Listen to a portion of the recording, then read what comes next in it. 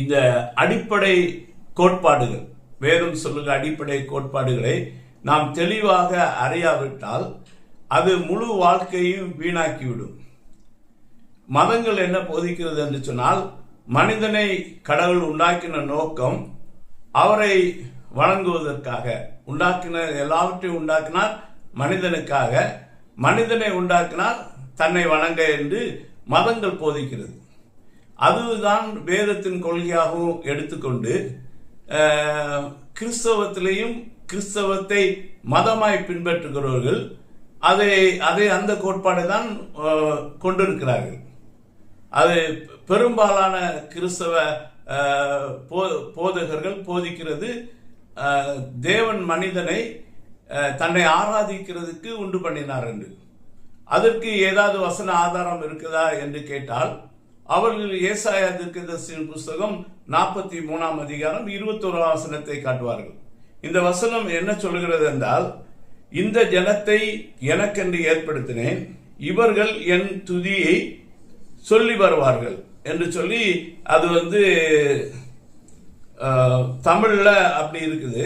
அதே இதை ஆங்கிலத்தில் நம்ம படிச்சு பார்த்தோம்னா அங்க வித்தியாசமா இருக்கும்.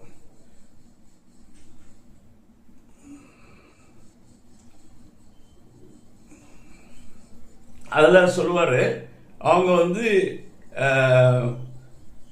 இந்த ஜனத்தை எனக்கு ஏற்படுத்தினேன், அவர்கள் துதியை சொல்லி வருவார்கள் என்ற அர்த்தம் இருக்காது, அது காட்டி வருவார்கள் என்ற அர்த்தத்தில் சொல்லப்பட்டிருக்கும்.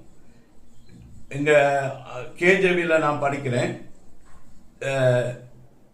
these people have I formed for myself, they shall show forth my praises.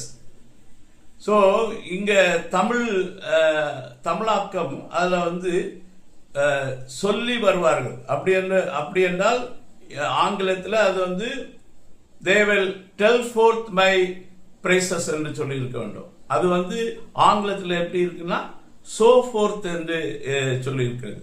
அதை மற்ற டிரான்ஸ்லேஷன் நீங்க போய் பார்த்தீங்கன்னா they will display my praises என்று சொல்லப்பட்டிருக்கும்.